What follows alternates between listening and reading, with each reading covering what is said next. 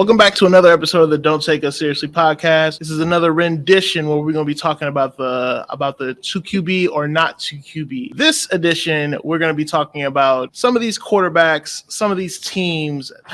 They got a little general nervousness about them because these teams, they don't have true stability, but they're a little bit better than the teams in the dead category. You know, these are teams that could be playoff contenders. They could actually be wild card teams. These teams are the teams that are going to feast on those teams in the dead column. But, you know, a bit just to emphasize a little bit, these teams are also teams where there's just a ginormous question mark as to whether the quarterbacks, the guys at the helm, have what it takes to move to the next level. Like it's these teams are the true unknowns. You know, we've seen flashes of greatness. We've seen what they can do when, you know, when the ball's in their corner. But, you know, when the odds are against them, they waver at times.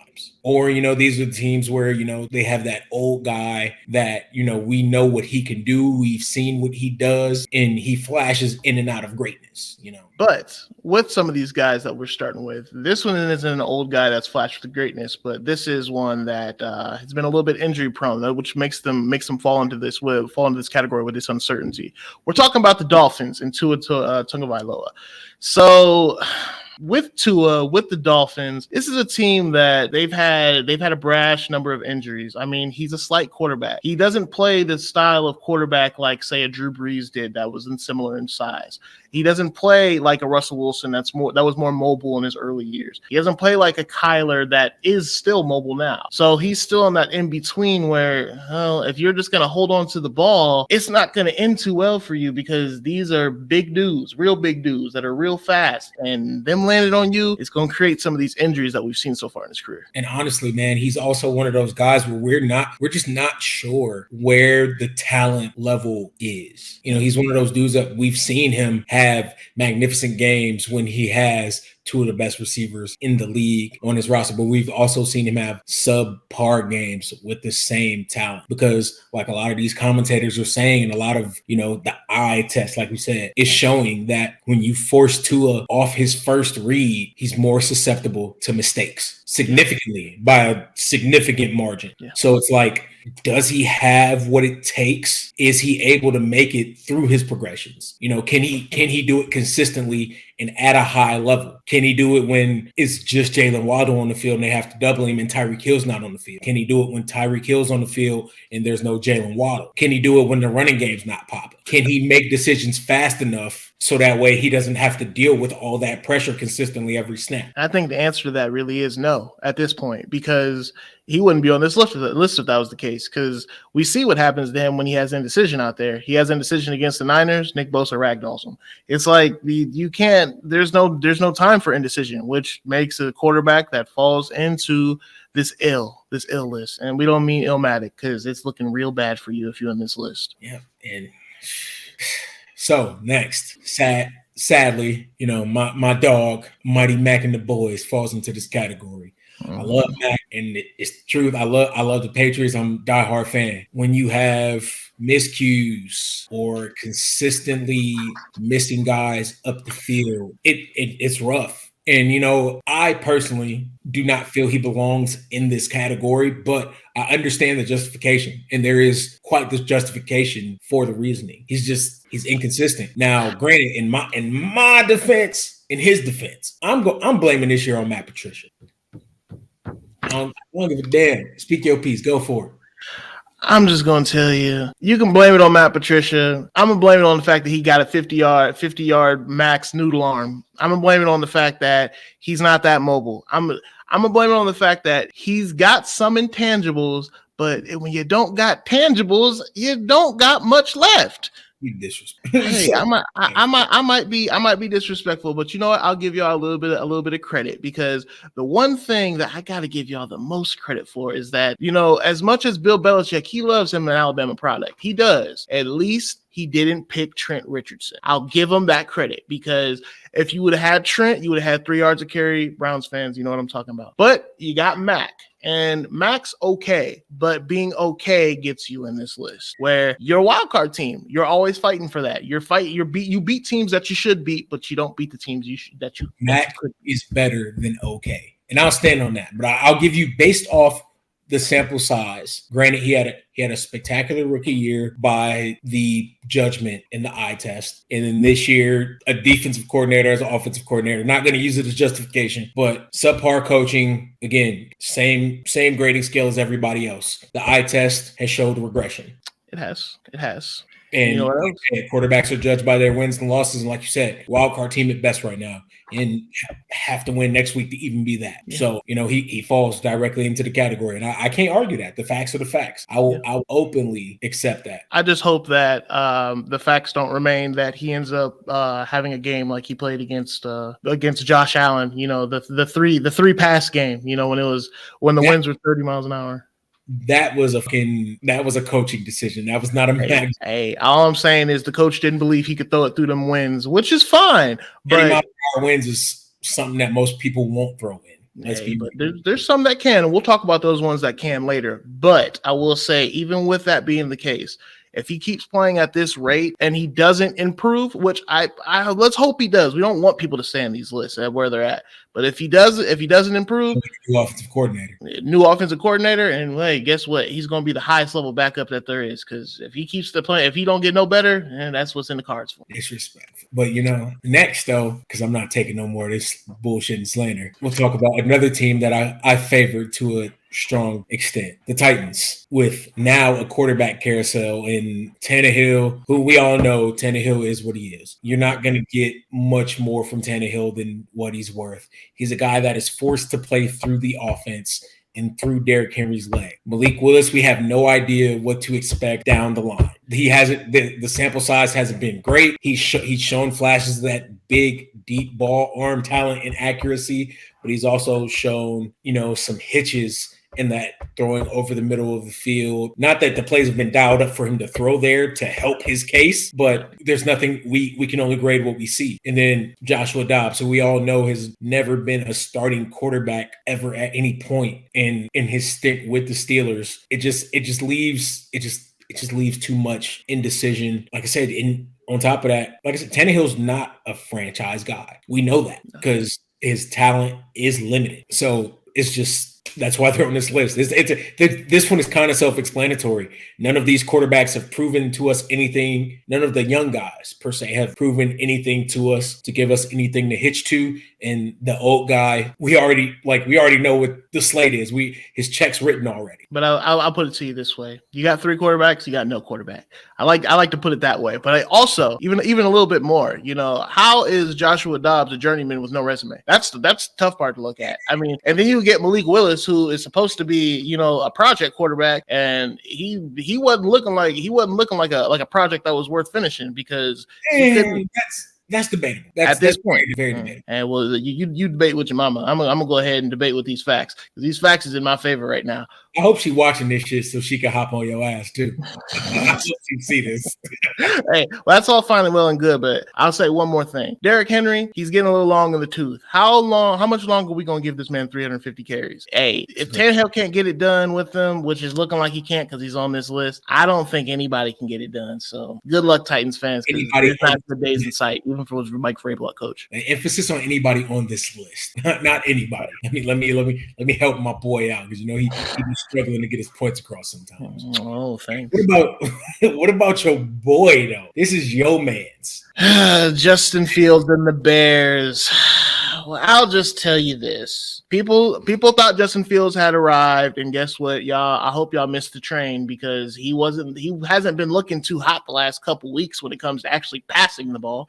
Now, y'all can blame it on injuries. Y'all can blame it on weapons. Y'all can blame it on offensive line all you want. If you can't throw between the windows, if you try to take off too soon, talking about the last guy we were just talking about, we saw what Vrabel did when Malik Willis would try to take off too much in the preseason. Justin Fields, you better stop taking off so much, and you better start learning how to throw properly with the right mechanics, throwing through the windows, going through your progressions. That'll make you last in this league, not just the highlight runs. We love those, but you're not going to last for injury. It's crazy, man, because he has the arm talent is there. It's like the decision making though is just that's where we see the problems. And same thing with Tua, where you see him read his first progression, and then when he goes to a second progression, it's like, what is he going to do now? Is he gonna get to that second progression, or is he just going to take flight? And granted, his athletic talent is arguably second to none, but he has to be a better passer to push this Bears team to the next level, to push himself to the next level, and to see any true fruit in his career. Hey, all I know is when he had a week last week where he actually had less passing yards than Zach Wilson did.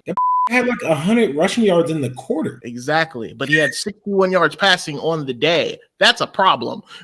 There's no excuses for his schematics. There's no excuses for his throwing motion. All I know is big boys gonna keep being big boys. They're gonna keep hitting you. They're gonna get faster in this league. They're not gonna get slower. And you're not as fast as Kyler. I don't even think you're as fast as Lamar. You might be as fast as Lamar, but you're not as quick as Lamar. So if you want your career to last a little bit, stop taking these hits. Hit the wide open guy, use your weapons. Let these tight ends get killed. Let these running backs get killed. You don't need to get killed because you're not a running back. So trying to take a hit like a running back ain't gonna work out for you.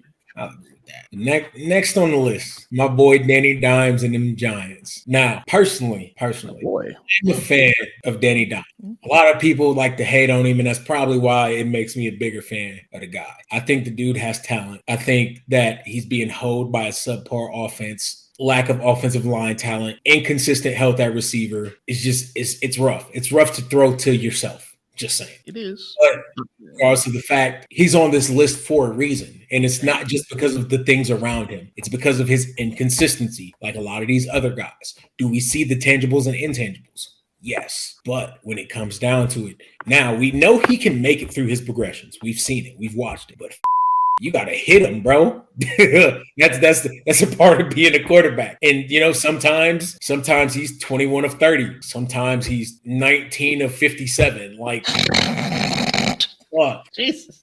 Not 30%. An exaggeration, obviously. But, like, you get the gist. Like, it's that inconsistency that puts him in this category. Because coaching is not a problem. Defensive talent is there. Generational talent at running back, but subpar offensive line, obviously problems at wide receiver. But all in all, you're a quarterback. Again, you're judged based off your wins and losses and your performances in those games. And sometimes in those losses, his performance is not up to par. And even sometimes in those wins, his performance is not up to par.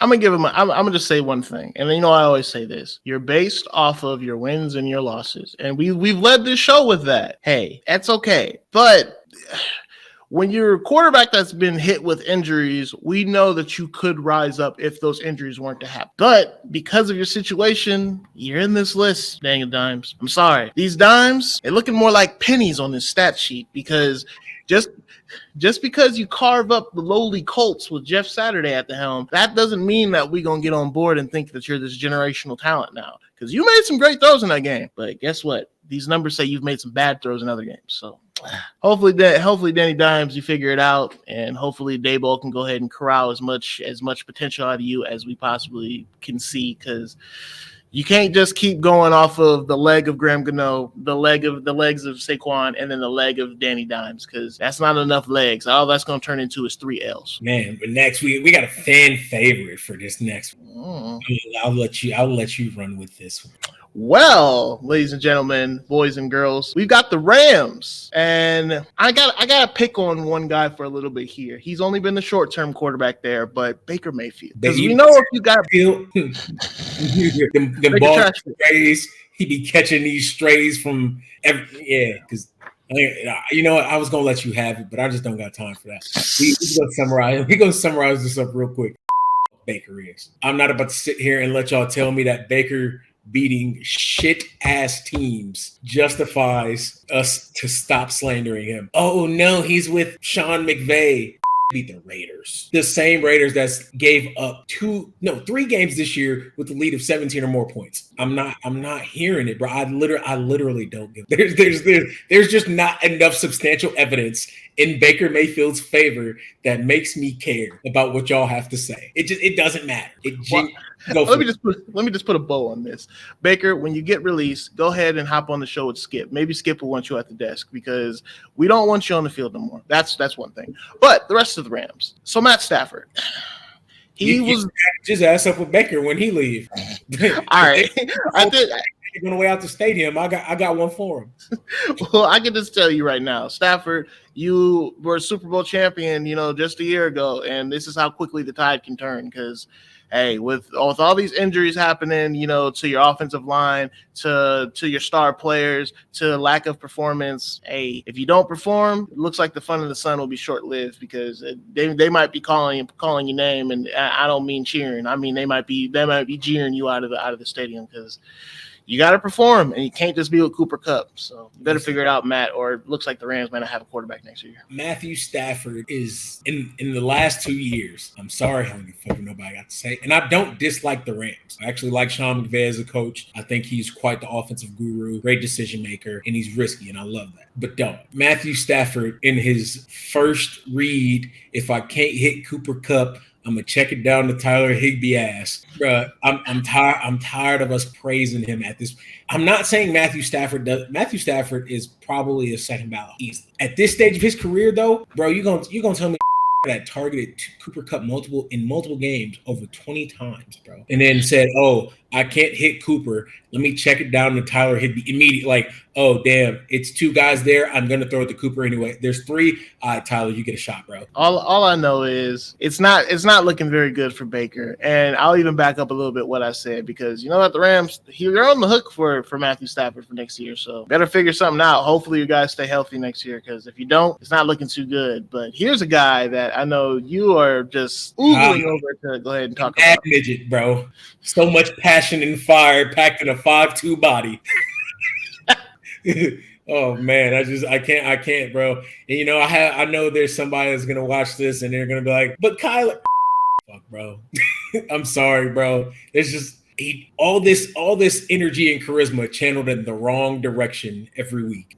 And you know what? We will never know. We might actually. I won't say we will never know. We might never know how talented of a coach Cliff Kingsbury is, all because Kyler's at the helm. We don't know if he. I'm not saying he is. I'm not saying he is. I see the facial expressions. I'm not on the Cliff Kingsbury train. We will never know the actual synopsis of how talented or not Cliff Kingsbury, or maybe this is telling us. Maybe this whole situation is telling us because he can't get that fucker under reins. That fucker out here running around like Speedy Gonzalez, bro. but it don't matter because you know what? Every read is damn. I think D-Hop down there somewhere, bro.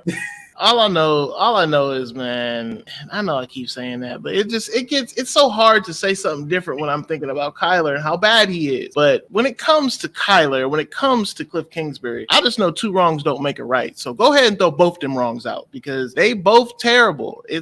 You're on the hook with them, and your best bet is to try to make a playoff push. Good luck because 2 wrongs don't make it right, but 3 rights make a left, and they should have left Kyler.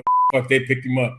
Well, they should have made exit stage left because it's not looking too good for Kyler or for Cliff because pretty sure Cliff isn't going to have a job next year because, you go from being the number 1 seed at one point in the NFC to what this is now. That doesn't bode well for you when you're bottom of your division next year. Then you got Kyler. Kyler just signed this big old deal, and the Cardinals got buyer's remorse. And the GM, he's nowhere to be found. He's on leave at the moment. So it's not looking like they don't have a GM or coach. And next thing you know, it's usually the quarterback that gets shipped off. So sorry about that, guys. It looks like that war room with Cliff Kingsbury. You better enjoy it while you still got it, because that house might be on the market here pretty soon. Man, now to round this out, let's talk about your boy. You've been defending all year. I won't even say you've been defending him all year, but in recent weeks, you've been piggybacking. You've been riding that A-Rod train real heavy. Yeah, Pat. Paper. Mm-hmm. I'm gonna just wait.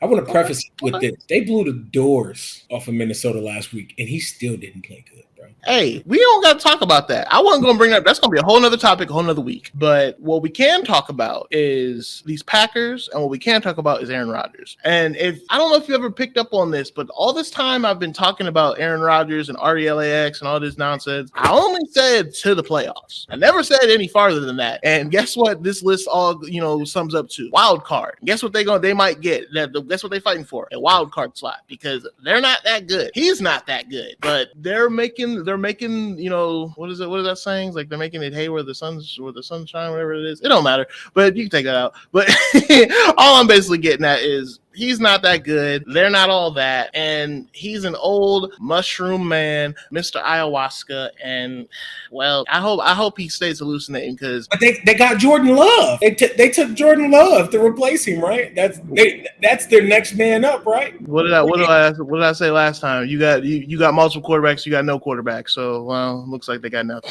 Yeah, 2023 gonna be a year of the great unknown. It is, because when you're averaging 200 yards of offense in the passing game, it's just that's not great, and even Rodgers, he's out here denying allegations to, over here, with his sign language that he's doing and everything with the wide receivers. He's over here repping on the set, and they not even claiming it because they're just like, what do you mean? Like, we don't know these things. You're doing this the day before. And guess what? Aaron Rodgers is denying that it actually happened. The receivers came out and actually put their name on it. It's a real report, and Aaron Rodgers don't believe it. He's refuting it on the Pat McAfee show and everything. And hey, that just goes to show you that once you start going a little senile, you might as well go ahead and take that old dog out back because it's about that time. I gotta agree. I don't even, I'll let you have that one. I have nothing for it. I appreciate you badgering your boy. Hey. It was great to hear. Hey, all I know is there's a lot of false stability with these quarterbacks. There's a lot of things going on with these, with these guys, with these organizations. They've got playoff hopes, but that's all they got because they're not true contenders. They're false prophets. So hey, it's been another rendition of the to be QB or not to QB. Hey, I'm DJ. It's your boy O.